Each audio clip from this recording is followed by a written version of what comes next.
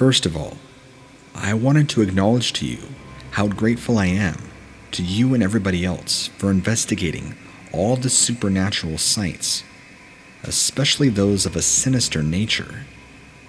Words cannot describe how I and many other viewers feel, as it helps those of us who have seen creatures to be reassured that we're not exactly crazy. I am writing in from Cambridge, England. I know you probably don't have a whole lot of accounts from Europe and this area of the world, but I'm here to tell you, things over here are just like America, full of strange, terrifying sightings that many of us, English people, don't talk about it. My name is Allison. In order to properly conceal my identity, I'll use the name Allison, and I am 63 years old currently. I would have never found your channel, as I don't use the internet, but my daughter helped me locate it and encouraged me to write this in. Last summer, I saw something terrible, something that has haunted me in my nightmares and prevented me from getting a decent night's of sleep.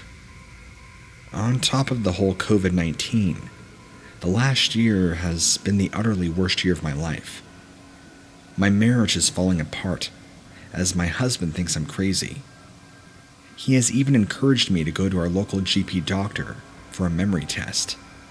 He thinks I may have dementia, but I know what I saw, and I know I am not losing my mind. Let me start from the beginning. Let's go back to July 2019.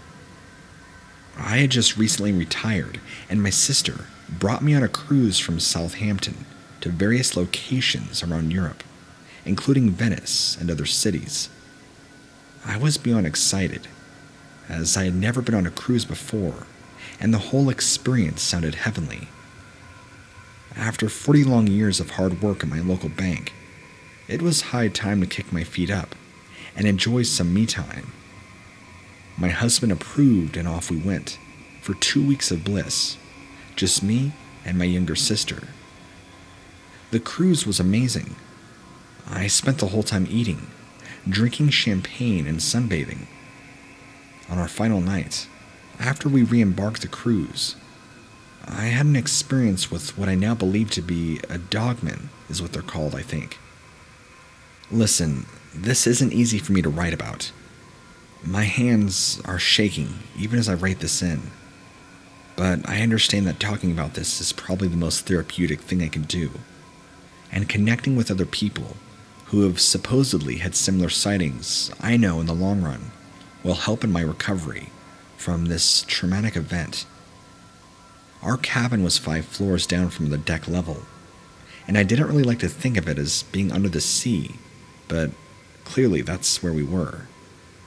I decided to lie down for half an hour after dinner, and I promised my sister that I would meet her in an hour, as we planned to go to the casinos and even have a few cocktails.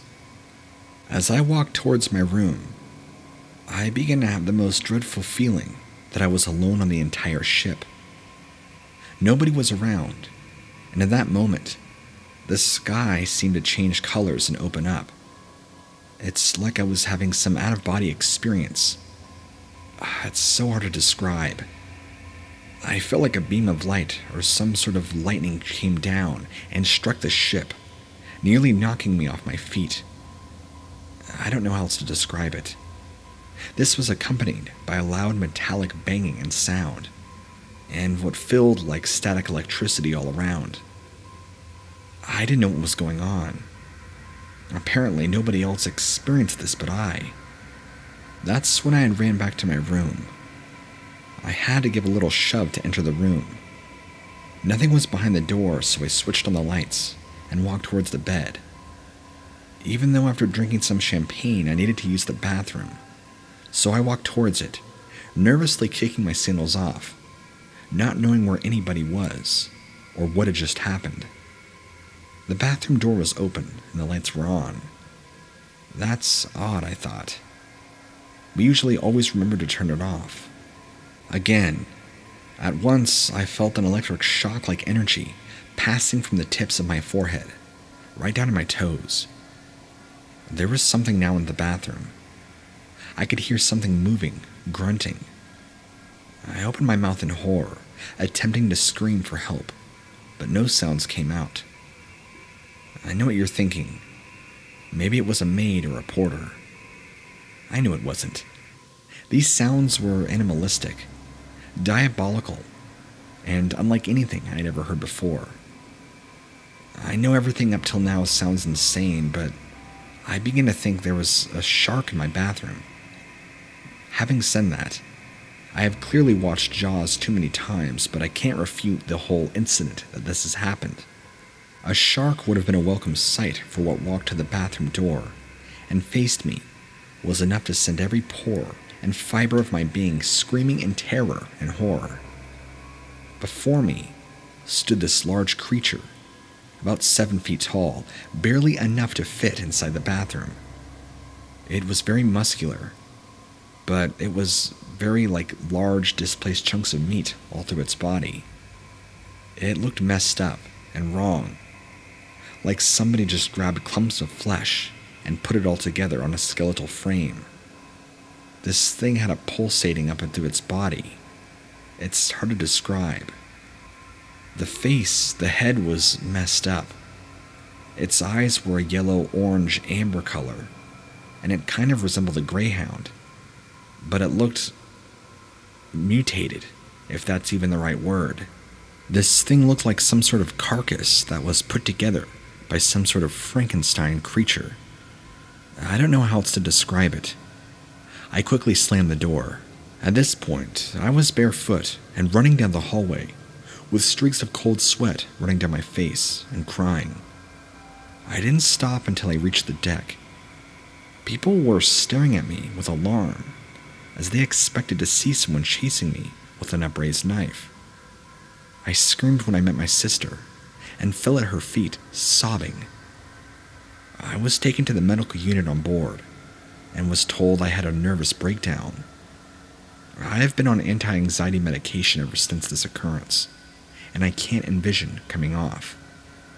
Somehow, I was the only person that experienced what I had that day, with the lightning from the sky hitting the ship, nearly knocking me on my feet, hearing the loud metal banging and the static electricity, and then seeing whatever that thing was. Anyway, I hope writing about this experience will help me to heal somewhat, and I can hopefully reconnect with other people who have had similar experiences. It is tremendously hard to resume normal life after you've seen something so dreadful and shocking. It's kind of like dying and returning to life. I simply can't describe it. I just pray that I never see such a thing again. I hope this experience can help other survivors, and we begin a journey of healing.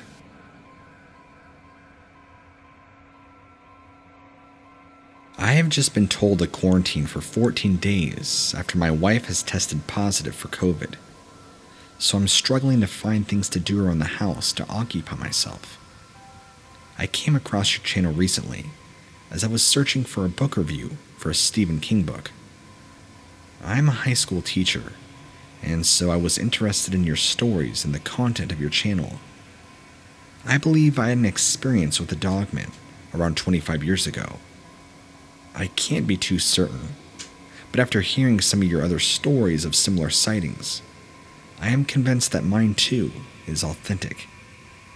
It was Thanksgiving of '95, and I was returning home from college. It was a typical Thanksgiving. Lots of food, stories, booze, and good times with family. I am the oldest of 7 children, so I spent a lot of time with younger siblings playing board games and puzzles. Our dog too was a welcome fixture in the home and would be constantly running in and out of the house, enjoying the attention he received from everybody.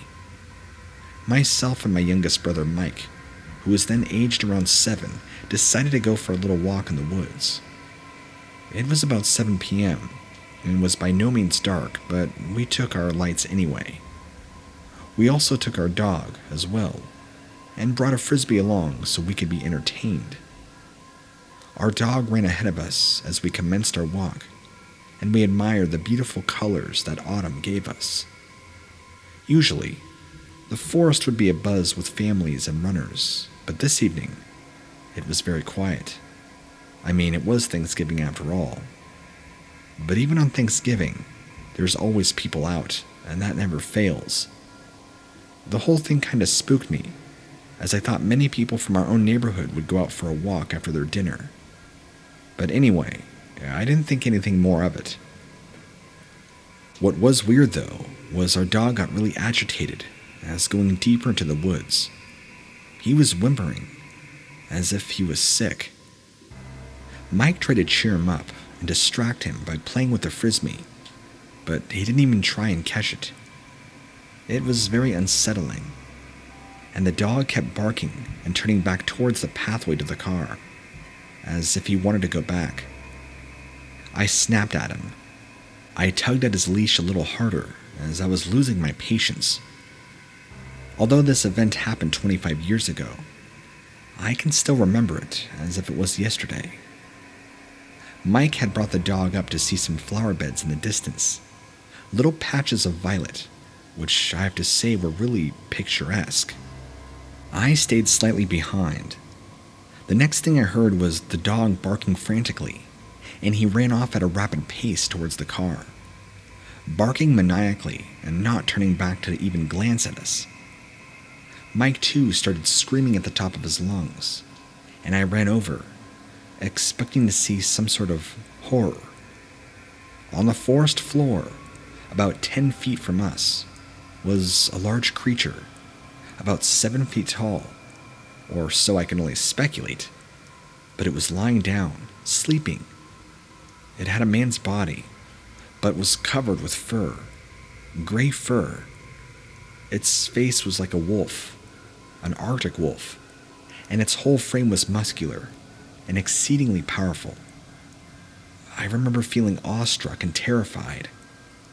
I had never seen such a creature before, and the last thing I wanted to do was wake it up. This was clearly why the dog had been spooked during the walk. It looked like a wolf, but it was shaped like a man, like an actual wolf man. I now believe, based on your encounters, that this was a Dogman. Mike was crying, and the creature began to stir. I grabbed Mike, picked him up, and ran back towards the car. As I ran, I must have got about 20 yards when I heard a large grunt and growl, which was clearly this thing stirring. I can only thank God that it didn't find us, and we got back to the car safely. We drove back and didn't speak about the incident again. My brother Mike passed away unfortunately in a car accident when he was only 16, and that was nearly 17 years ago now. The dog too died this summer after our encounter, and he was only 7, which is young for a breed of his dog to die. I hope you can enlighten me about Dogman more, and I can hopefully gather more evidence that this was a true sighting of this thing. I would like to thank you for all the hard work you do.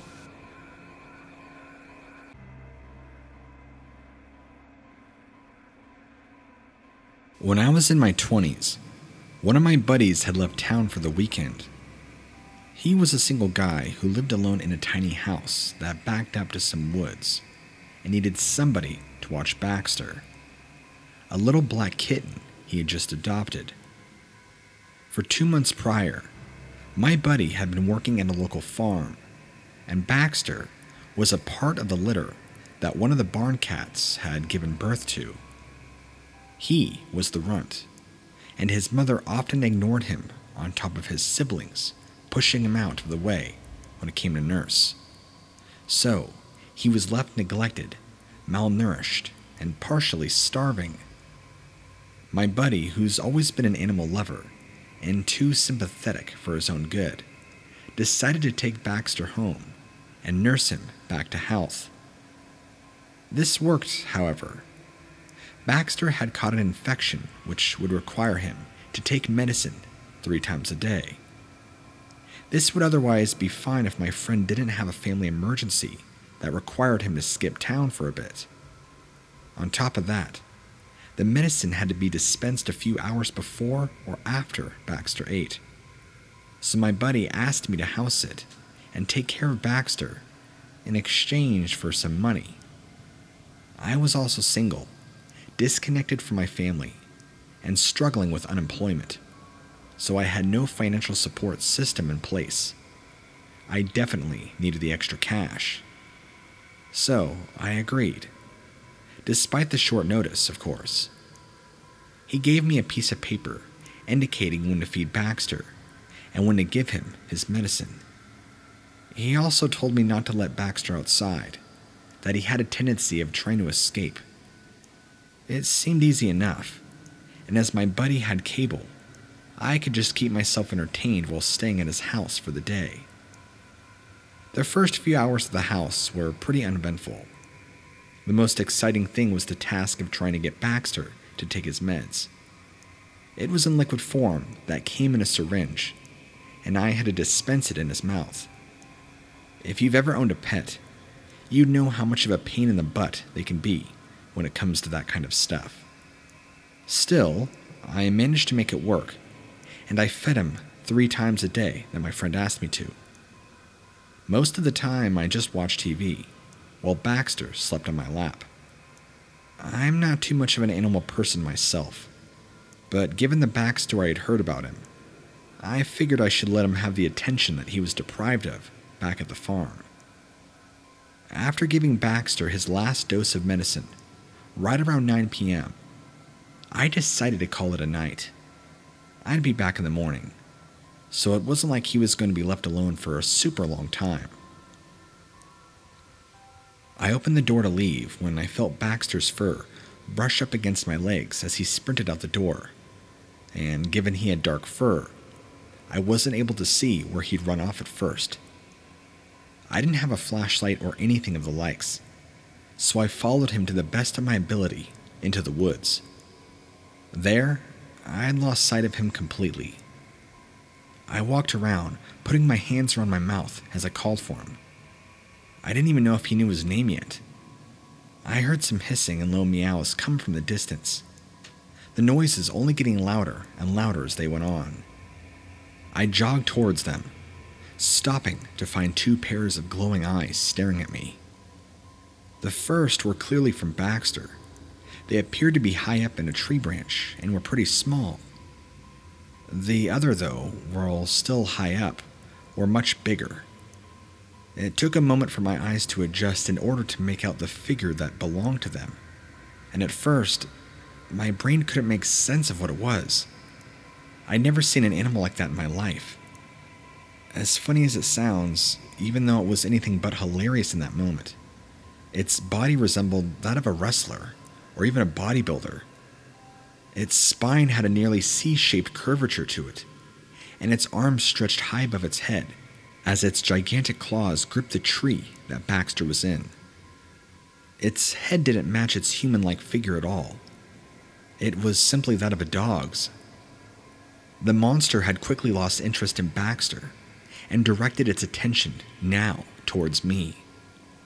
Going back down on all fours, and though there wasn't much light, I was able to make out the deep scratches it had made in the tree that it had taken hold of. I didn't even have the time to scream, and found myself running for my life before I even knew it. I had gotten back to the house, locking the door behind me and pushing a nearby shelf in front of it. I then went to the back door, panicking, which was already locked, and also blocked it with furniture nearby. I paced around, trying to make sense of what had just happened. I peeked out a window, but there was nothing in sight, and I wondered if the thing even bothered to chase me in the first place. Did I just dream this whole thing? Was I sleeping and this was a nightmare?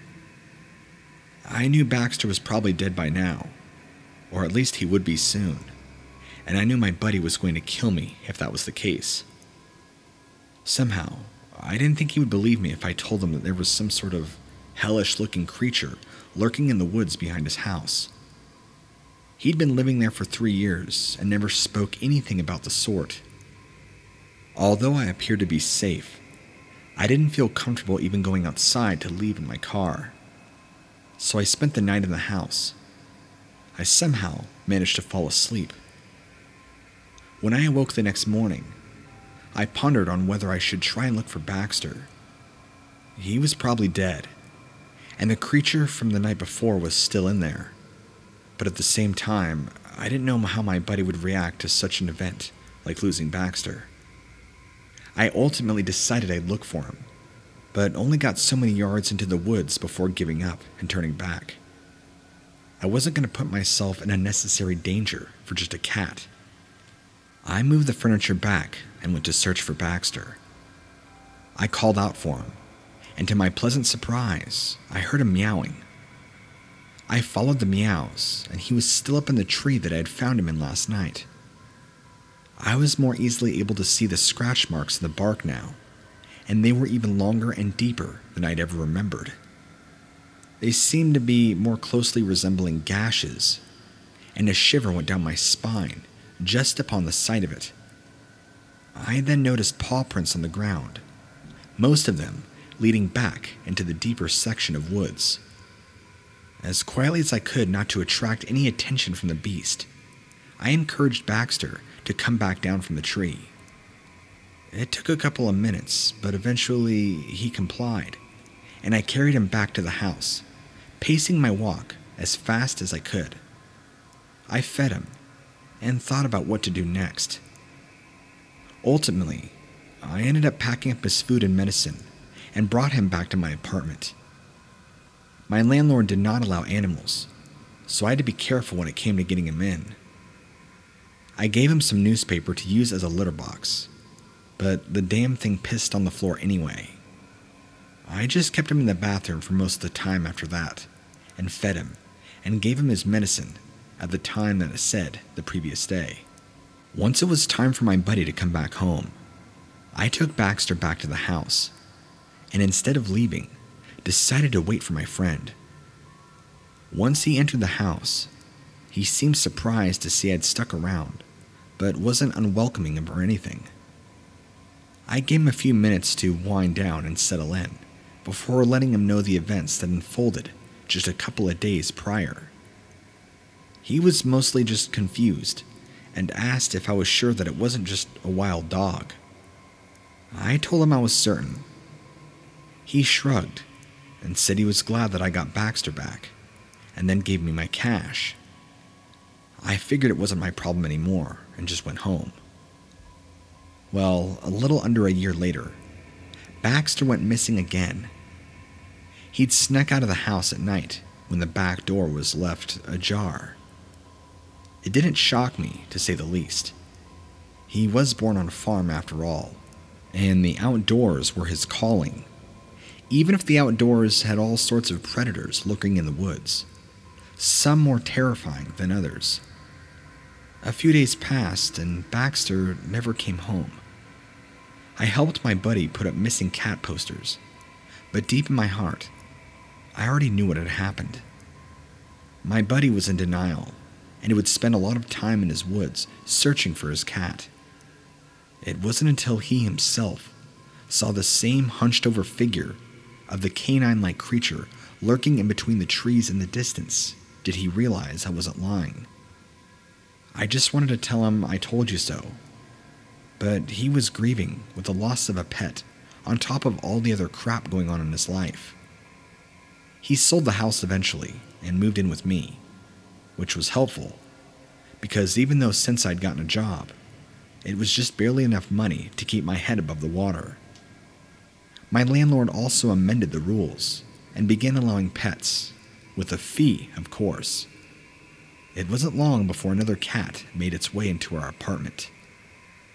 My place wasn't anywhere near the woods, but my friend and I were both extremely careful to make sure our new cat didn't get anywhere outside the apartment.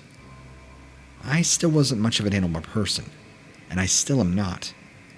But with that dog creature's gigantic claws that were practically kitchen knives and teeth I could only presume were equally as heinous, I can only imagine the fate that must have met Baxter. I couldn't allow another creature to experience a gruesome death again. I didn't know whether I was too big a prey for the thing to hunt upon. I would be surprised if I was, given that thing had to be a good 9 or 10 feet tall. But I found myself feeling grateful Then I managed to escape. My luck ended there, though. For years, I had nightmares filled with vivid depictions of becoming a victim to this thing. I'd have dreams where my innards were ripped out, and my neck was crushed within its jaws. The worst part, though, was that my buddy also had nightmares, except I was still the one being killed in them. He said that he could only stand there and watch. I'm not particularly religious or anything, but I do sometimes wonder if something watching over me spared me of that fate. Or maybe I just simply slipped through the cracks, and Baxter was the second best thing.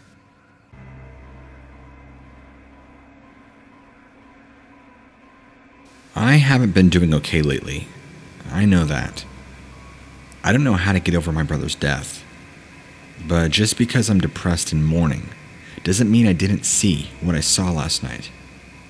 I've been visiting my brother's grave for the past 4 months now. Ever since he died, I just haven't figured out what to do with myself. We used to be the brother-sister duo that would make music together and perform at parties for our friends, or really just anywhere. We had been singing and dancing together since we were 6 years old. At first, it was just for fun. Then we did it for real at parties and began making money. About 4 months ago, we were at a party and my brother went with some of his friends to go get more drinks. Well, I didn't know that his friend had already been drinking. They had gotten in a car crash and he had died on the way to the hospital. Listen, I miss him so much every day that I go out to his grave since it's just a 15-minute walk, and I feel at peace when I sit there with him. I tell him about my day and cry to him, wishing that he hadn't gone with his friend that day.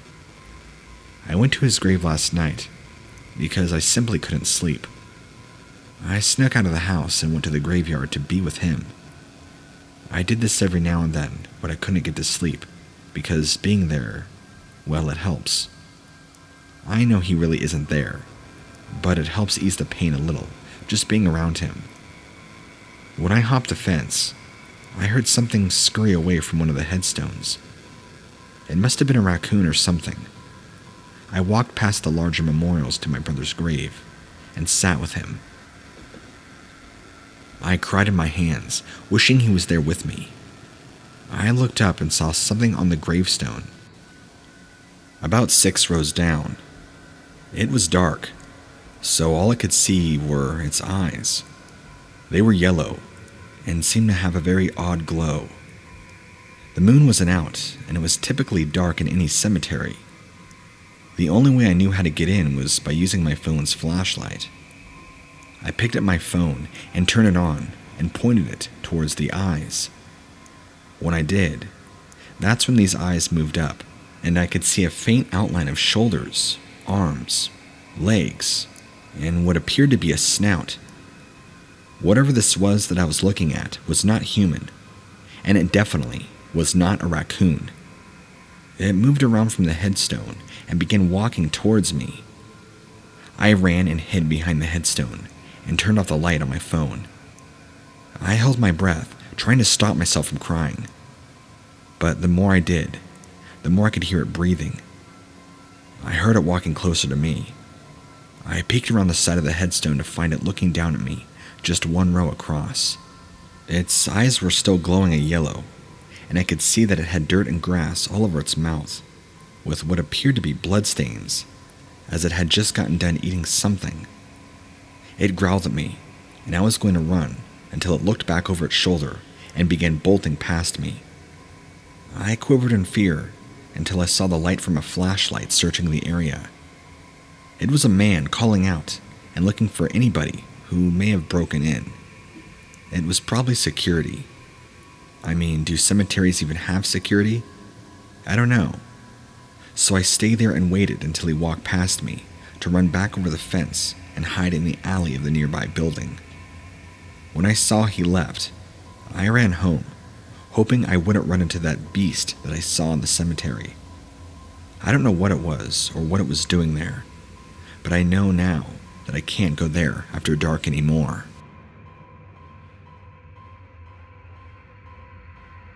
Hey, what lurks beneath? I thought I would share this story only with you. I only very recently found out that stories like this were real, and not just some made-up campfire stories designed to scare people. My buddy swears to me that this did happen to him, so I'll tell you what he told me, and you can determine or not if you think it was real. My friend was always one of those camp kids. You know, the ones that went every year and had very specific friends he only knew from camp and that he only saw during camp. When he was 13, he went to a camp designed for teens and saw some of the same friends year after year, but he also continuously met new people. One of the girls he had met, he had a crush on and tried to be with at any time he could. He said he tried to get into the same group as she was, but never had a chance. He either missed the sign-up times for the groups, or couldn't get into some of the events because they were only for older kids. She was 16, so she was allowed to stay out later than he was. That didn't stop him though. One night, he had snuck out to go see her when he saw that she was out hiking on a night trail with a few of her friends, whom they had also all snuck out together. He said at the time he felt too much like a stalker, so stopped following her for the time being, until shortly after she disappeared from view. Her and her friends came running back, all in a panic, frantically freaking out, who happened to run right into one of the counselors who was walking by. Puzzled and confused as to why this girl and her friends were walking a trail, unattended and out late, going off on the counselor, freaking out, claiming that they were just attacked and nearly killed from a half-man, half-beast roaming the woods at night. The counselor nearly dismissed their claims and called it preposterous and claimed that they had been watching too many scary movies. But the girl and her friends still insisted that this was truth. They were indeed punished for being out late without any sort of supervision and were told to go back to their cabins. This kind of freaked my friend out and made him go back to his cabin as well. After that, things for the next few days were pretty normal. But then my friend recounts that after a couple or so days, even the counselors and staff began acting abnormal. They acted more skittish, more on edge, like they knew something but couldn't say anything about it. It was the strangest thing, he said. You could see it on all of their faces. They were afraid, and they were all of a sudden extremely adamant about people not going out of their cabins after dark, even as far as pulling in a large meeting between the entire camp and us, saying that there was a new strict curfew and everybody was to be locked in their cabin as soon as night fell, which was really weird. So after this, a few more nights goes by, and my friend still doesn't really get much of a chance to talk to this girl that he has a crush on, right? So, one of these nights, he himself has a chance to see the same thing that she saw, or what she believed she saw. It was around 1 in the morning, and campers were still allowed to leave their cabin to make short trips to the restroom, which was only about 50 to 70 feet away from the cabin. Well, he had his flashlight with him, and on his way to the small bathroom, he had heard what sounded like footsteps following him. When he shined his light, of course, in traditional Hollywood monster movie sense, nobody was there, which he thought he was being pranked. That is until he heard movement in the bushes. And then, out from the bushes in front of the bathroom, stepped out what he would describe to me as a living werewolf in the flesh. He said this thing looked just like you would see it in the movies. Everything down to a T. Down to the way it looked, its claws, its body. When telling me this, he looked me right in the eye and told me if there is ever such thing as a real-life transformation of a person into a werewolf, this was it, and it was in living flesh right there in front of him. Being so terrified, he dropped his flashlight and ran back to his cabin, where all the other boys in there teased him and made fun of him for what he saw, even though he swears by it, and he swears it was the truth. Safe to say he didn't end up really sleeping much that night, and he could have swore that he heard this thing pacing and walking around the cabins. And then just a few days after that, things got even more strange when they decided to close camp early for the summer. They never gave an official or exact reason to why they were closing it down, but everybody was required to leave and go home. Yes, it was a very strange year, and my friend believes it was all attributed to that beast that was wandering around, and that the camp host and everybody else knew about it, which is why they pulled the plug and decided to cut camp early that year, in hopes of hopefully keeping campers and teens alive and safe. Normally, if anybody were to tell me a story like this, I'd laugh in their face and tell them what a good ghost story they made up. But I don't know. My friend is a very stern and serious kind of guy. He doesn't like bullshit, and he doesn't like making stuff up. So when he tells me something like this, I see no reason for him to make this up and tell me. He has nothing to gain from it, and even his expression on his face, his body language, his emotion, the way he retells me the story, it just rings as a traumatic experience for him. Anyway, I'm just relaying his experience to you because I thought you might find it interesting, since you seem to have a lot of stories about werewolf-like creatures.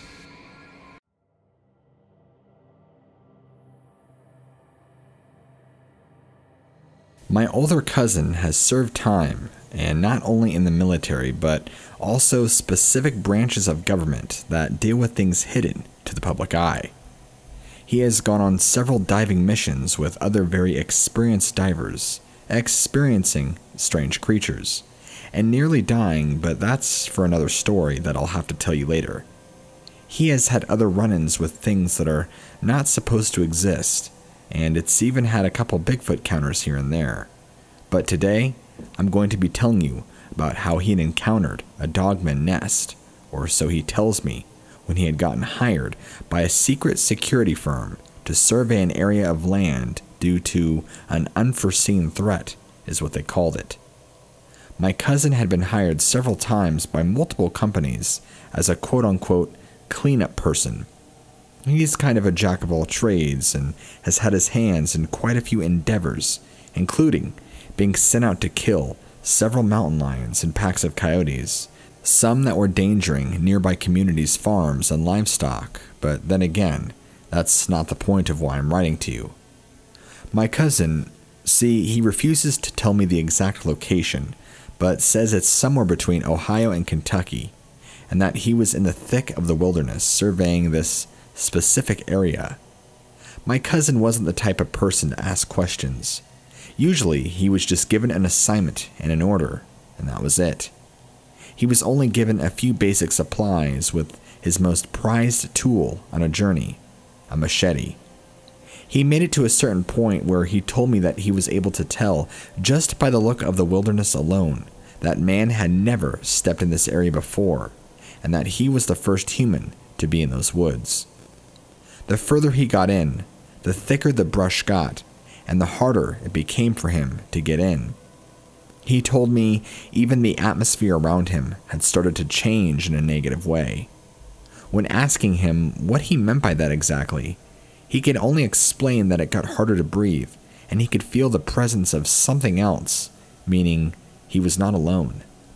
After continuing on further and further, getting closer to the coordinates he was given, he stumbled upon what looked like a large den, half shallow cavern and half built out of dirt.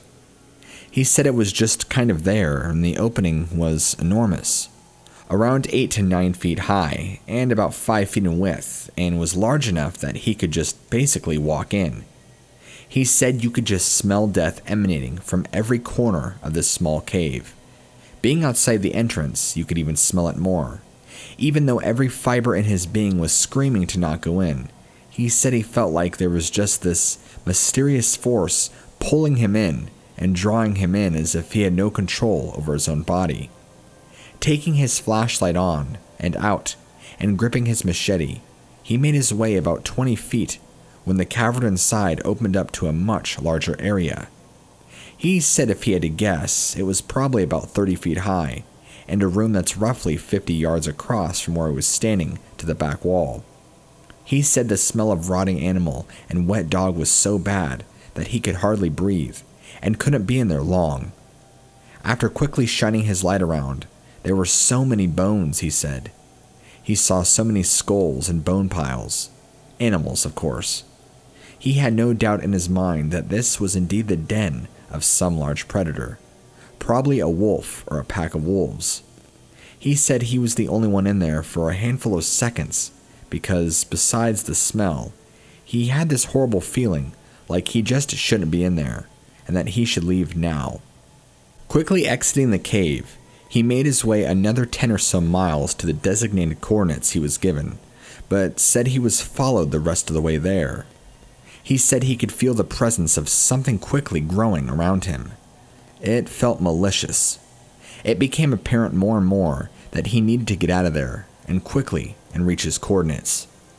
He explained to me that whatever it was following him, was tracking him like prey, but wasn't coming in close enough to reveal itself. He thought that to be odd, considering whatever it was clearly possessed enough strength and stamina to pounce on him and take him down.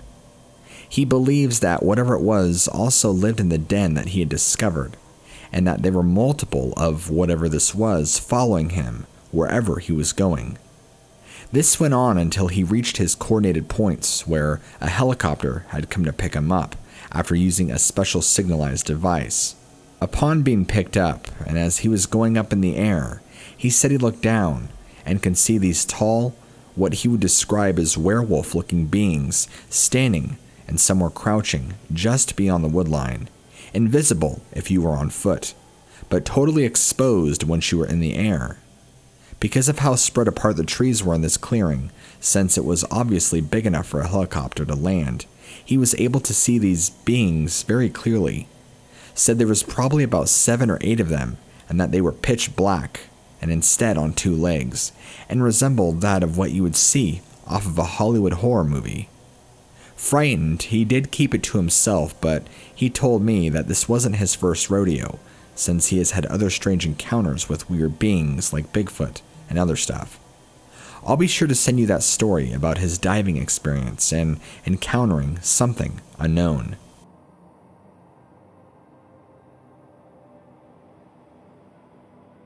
I need to start with telling you that I am a no bullshit kind of person.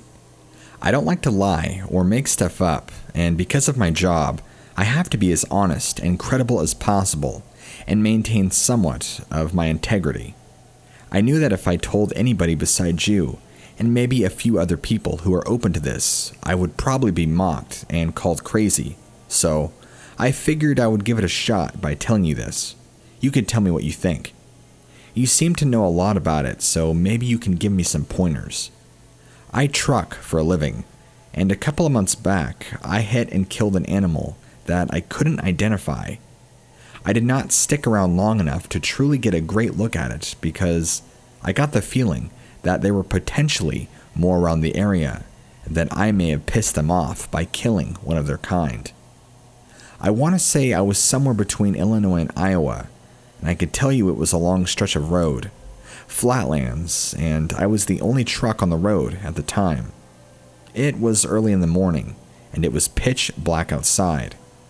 I'm driving, and all of a sudden, this large black dog steps out on the road and looks right in my direction.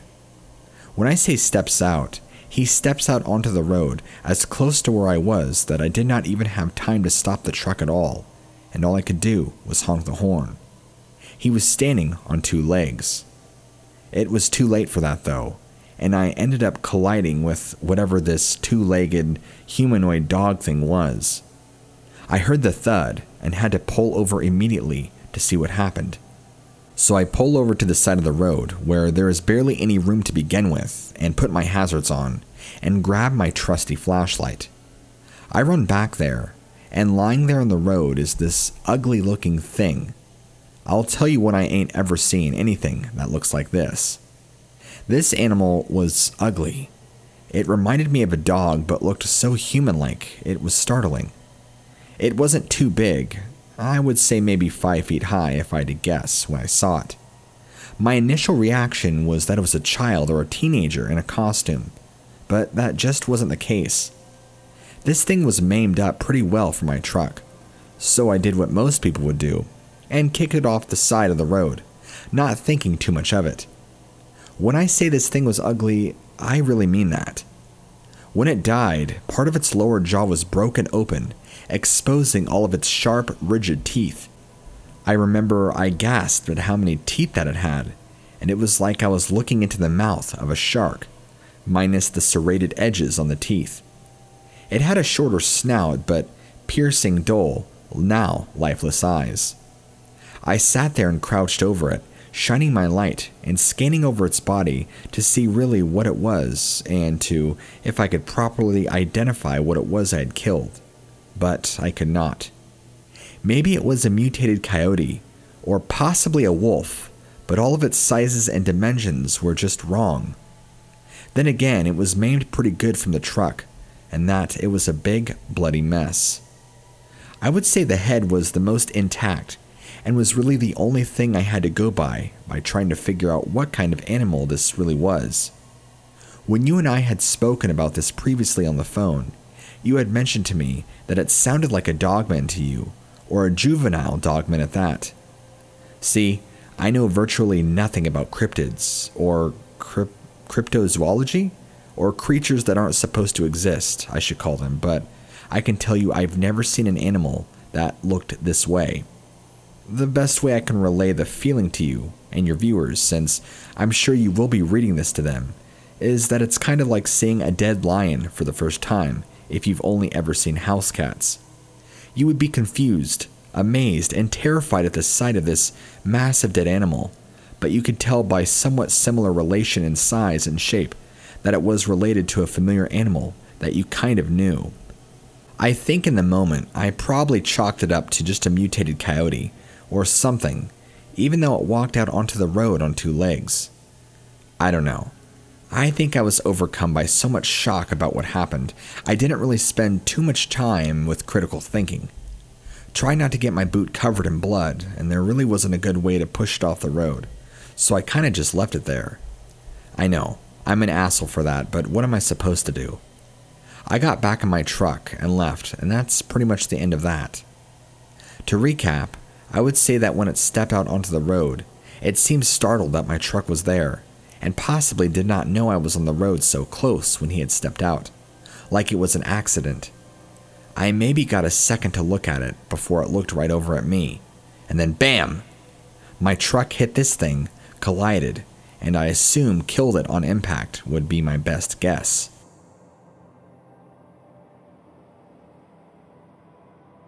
A few years ago, in the fall, I had one of those Dogman sons of bitches steal a buck from right outside the back of my truck.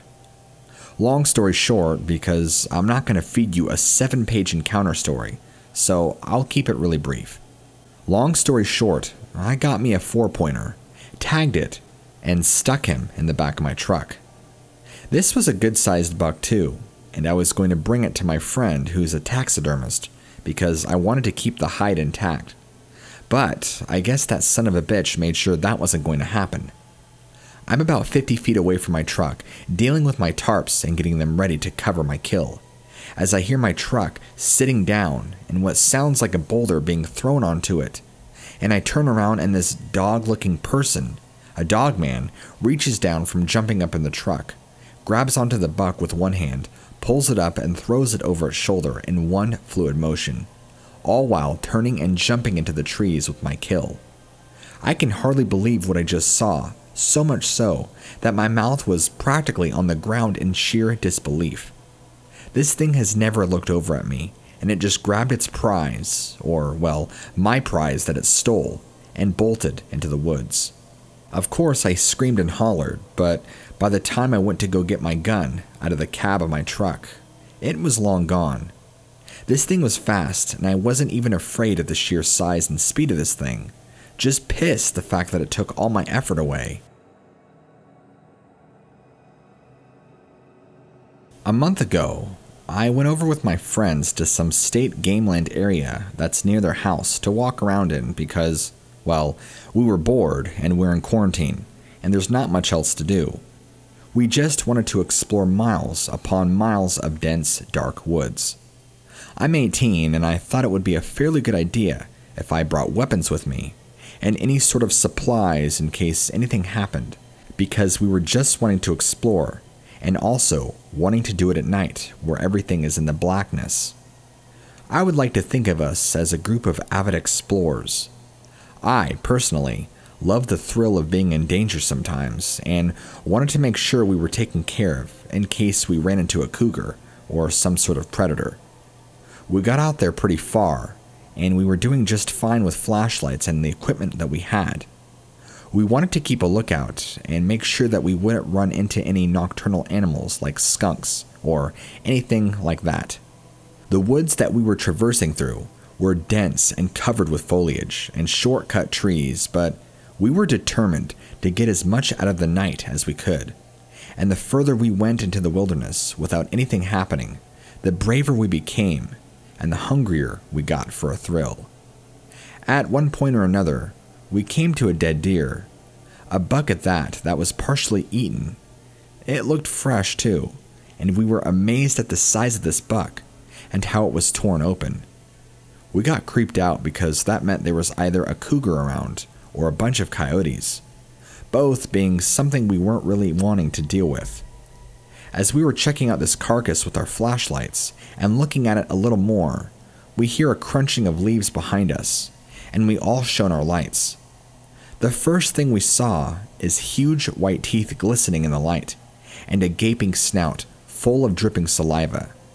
That's when we quickly noticed the glowing amber eyes shortly above it, and that these teeth belonged to whatever it is we were looking at.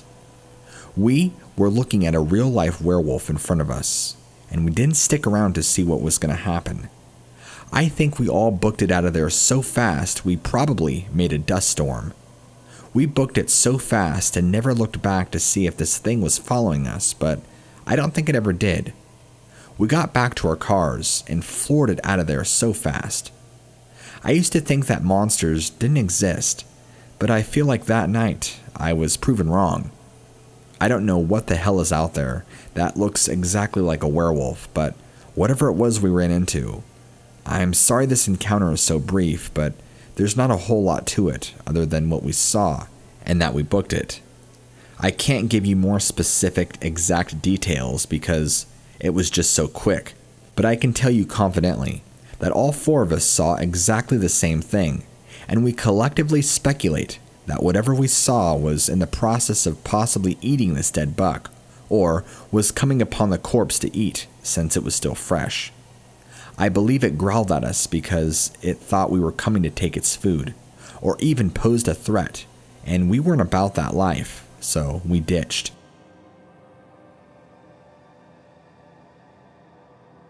I was driving home late one night when I saw what looked to be like a large dog or canid-like humanoid thing run across the road in front of me and jumped off the guardrail. The first thing I noticed was a large shape that was standing upright and running on two legs in front of my vehicle, just outside the limits of my headlights. It's been cleared, the road, in only a matter of seconds and leapt off into the night. It was dark and I couldn't make out a fur color, but it looked to be a smoky charcoal color gray, if I could put my best guess in. The first thing I noticed was it to have pointed ears in the snout, which is what ultimately gave it away as canid. The disturbing part was that it was running on two legs, and just like a dog would, bound off the side of the road, off the guardrail, like it would if it was on four legs. I know there is such a thing as wild dogs and all that, but something in my gut just tells me this wasn't a wild dog. It also looked nothing like a wolf or what a wild dog would look like, and it was much larger. Plus, the fact that I don't think any breed of dog can walk steadily on two legs for really any amount of distance, at least not comfortably, without shaking. It freaked me right the hell out, and I kept driving, keeping to my own business, hoping it wasn't planning on coming after me. Never ever ever saw it again after that. So, I've been listening to scary stories and cryptid encounters for years now, and my family has never really believed me, because I myself am a big believer in them, even though I've never had any personal accounts, thank you God. But just recently, my good mate's brother told me about that he ran into one of these dog werewolf things, whatever the hell they are, when he went hunting back in the fall. He told me that he must have got to this buck first before this Dogman did, because, coincidentally, he thinks both him and the same creature were hunting the same buck. He claimed that it was pissed off and showed itself after he killed it, and even tried to go as far as attack him with the intent to kill.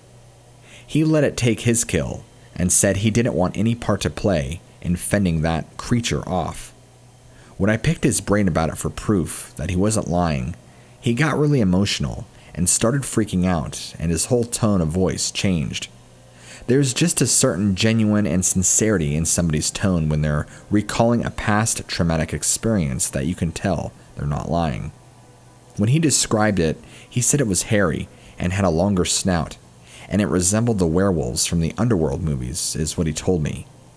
Then he says it couldn't have been that though, because he knows that werewolves are fictional creatures and don't exist in the real world. So, what is it that he ran into? I think he ended his speculation with it with some sort of mutated or damaged or deranged wolf, or possibly mange, or even a hybrid. He doesn't know.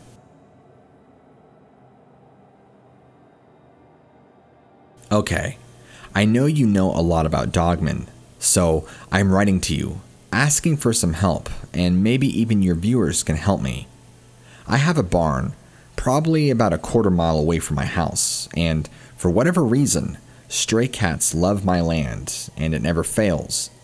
Every spring, there always seems to be a new litter of kittens and cats that show up, so I always make it a thing to go out to the old barn and lay out some food and old blankets so they can make themselves a comfy home. I use some of the leftover straw and hay to kind of make it their own. Well, one night it was particularly windy and raining really hard, so I worried about them and wanted to make sure those little guys had plenty of food for the night, since it had been a few days since I checked up on them, and I didn't want them to go hungry or cold. I grabbed my flashlight and I walked out there, and as I get close to the barn, I'm hearing the cats start to go crazy, and I'm thinking to myself, what on earth? As I reach close to the barn, the door of it flings open, and this short, stubby little Dogman, no more than 4.5 feet tall, runs out and stares at me right in the face like a deer caught in the headlights kind of look. I noticed immediately the dead cat in its mouth and 2 more in its hands. It just stares at me for a quick second, not moving a muscle, as if frozen, like caught up doing something that it shouldn't. While holding on to all 3 dead cats, it flies down onto all 4s and sprints off into the darkness far beyond the barn. Without even hesitating, I run into the barn to make sure the cats are okay, and there are a few missing, which wasn't too abnormal. They come and go at night and day, but in all, there is around 8 or so, and I was only seeing about 4 during this time. Usually, this time of night is when they all congregate in the barn and sleep, so I don't know if they're from the same litter or what, but either way their numbers continue to shrink after that. The lowest the number got was probably 1 or 2 cats that I ever kept seeing, and the other ones kind of just disappeared after that. But like I said, there was always at least 1 or 2 cats around no matter what. I don't know for sure if that Dogman saw that it was a free meal and broke in or what. I want to hunt that thing down, but if it's a young one, that means there's probably a mom and a dad somewhere close by, and I really don't want to feel parental wrath because I obliterated their child with a 12 gauge for going after my cats.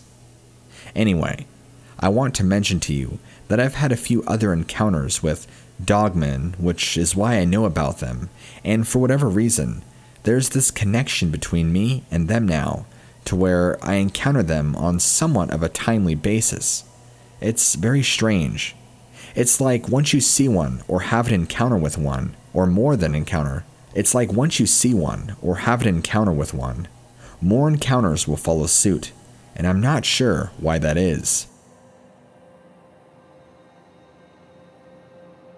I had an absolutely terrifying dinner over at my girlfriend's parents' house just a few years ago.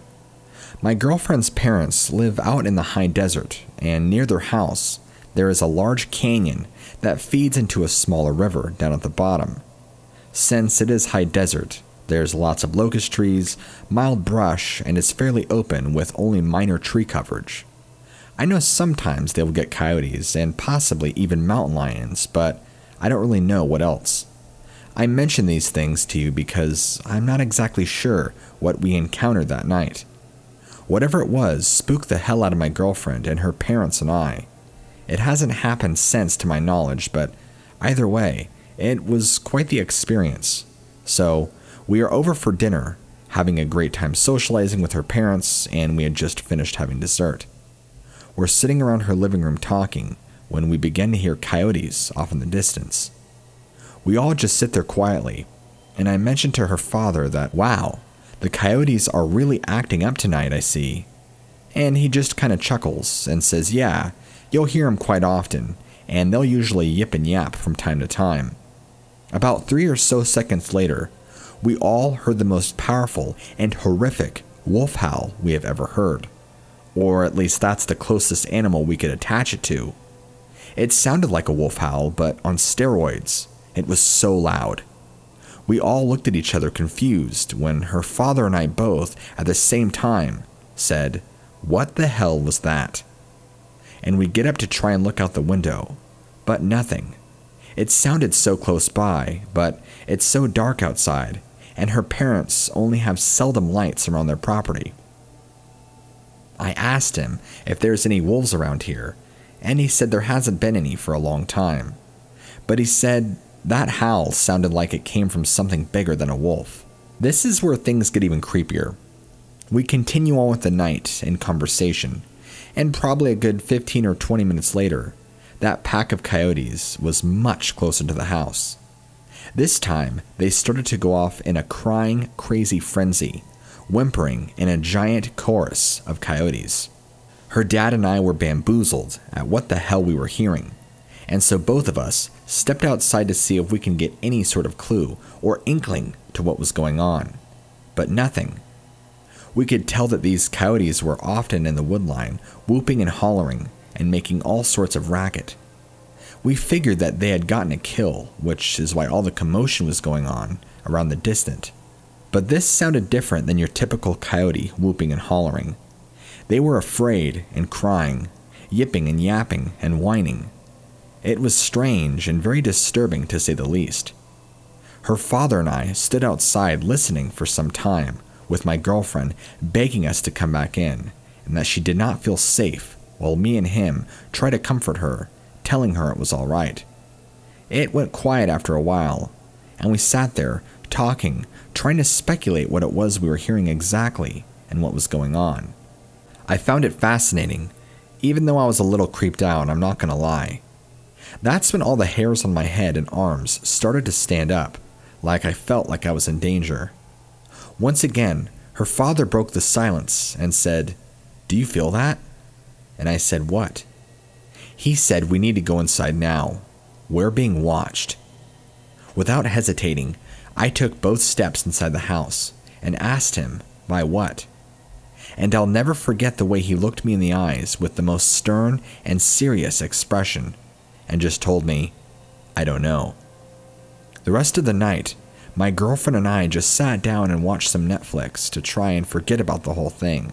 I'm not too sure what her father and mother did, but I'm assuming they kept busy inside because neither of them went back out. I think things quieted down or so, I think. The next morning, her father woke me up in a daze and said, "You gotta come see this now." Still dazed and groggy from waking up on a funky REM cycle spot, my girlfriend and I stumbled up out of bed to see what her dad was talking about. All along the large pasture, just a little ways out from their house in perfect view, was a clear view of this coyote bloodbath. There were dead coyotes strung all throughout the field. We all said a few choice words that I'm not going to repeat, but you can guess them.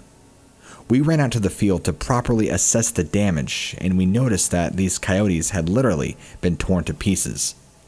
I'm not talking about just 1 or 2 coyotes. I'm talking about at least a dozen or so, it looked like.